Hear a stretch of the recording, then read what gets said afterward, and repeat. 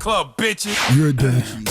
Yes, donkey today for Thursday, July 18th goes to Republican Senator Rand Paul. Now, who remembers when the legendary Jon Stewart was on Capitol Hill testifying for the 9/11 Victim Compensation Fund? Now, what is the 9/11 Victim Compensation Fund? It is a fund to compensate the victims of 9/11, in exchange for their agreement not to sue the airline corporations involved. Now, the 9/11 Victim Compensation Fund was set to expire, and back in June, Jon Stewart was on Capitol Hill fighting for the fund to be extended. Let's play some of what Jon had to say for those who forgot. There is not a person here, there is not an empty chair on that stage that didn't tweet out, "Never forget the heroes of 9/11. Never forget their bravery. Never forget what they did, what they gave to this country." Well, here they are.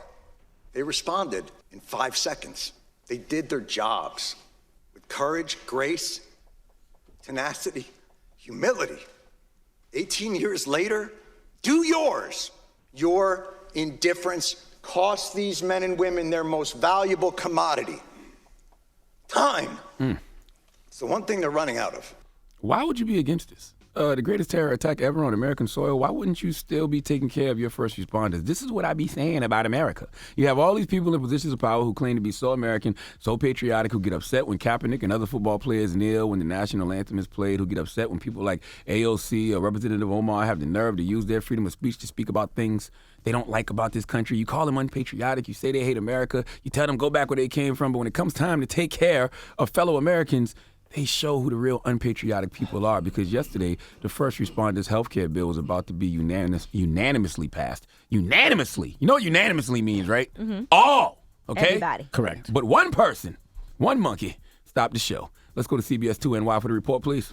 Mr. President, I ask unanimous consent. Kirsten Gillibrand was looking to fast-track the new 9/11 funding bill through the Senate, but was stopped by a single senator, Rand Paul of Kentucky. For any new spending that we are approaching, any new program that's going to have the longevity of 70, 80 years should be offset by cutting spending that's less valuable. The bill would reauthorize the Victim Compensation Fund through 2090, but Senator Paul says he wants to offer an amendment to pay for the bill. The bill already passed the House with 402 votes, and Senator Gillibrand says they have more than enough support in the Senate. Senator Paul may have turned his back on our first responders today, but now we have a filibuster-proof bipartisan support of 73 co-sponsors in addition to myself, which means there are no more excuses for those on the other side. Now, let me break that down for you. Rand Paul says he's blocking because of the $22 trillion debt that America has. All right? Okay. All of that sounds good, but Rand Paul is the same person who voted in favor of President Donald Trump's $1.5 trillion tax cut. And by the way, that tax cut is helping drive a deficit increase. So Rand Paul doesn't mind U.S. deficit increases. He just minds U.S. deficit increases when he doesn't agree on where the money is going. I don't know why people are surprised, okay? You see how America treats its veterans. If they don't give a damn about the people who have fought for this country, why would they give a damn about the first responders in 9/11?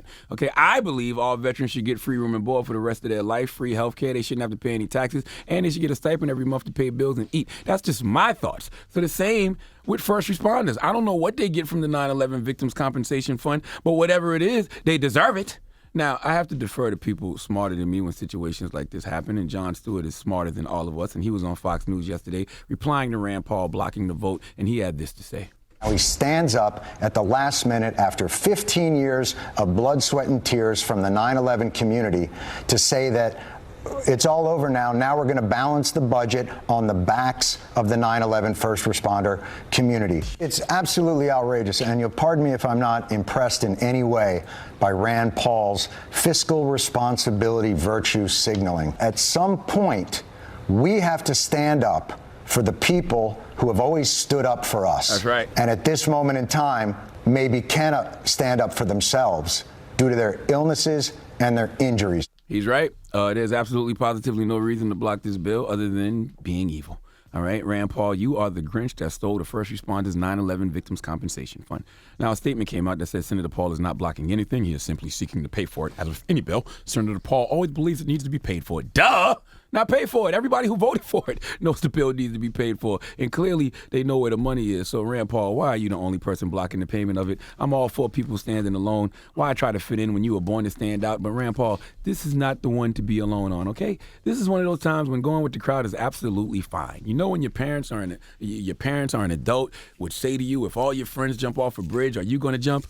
Yes. I am. This is one of those times you should have jumped nose first without a parachute. But the reason you didn't jump head first is because you don't have the heart of those first responders. Those first responders asked zero questions when it came time to help someone in need. They jumped head first, gave their lives for the benefit of others, something you, Rand Paul, know nothing about. Please give Rand Paul the biggest hee-haw. All right. Well, thank you for that donkey of the day. Yes, ma'am. Charlamagne the God here, and today's Donkey of the Day is brought to you by the law office of Michael S. Lamonsoff. Don't be a donkey and call my friend Michael if you've been hurt in a construction accident. 212-962-1020. That's 212-962-1020. Don't be a donkey.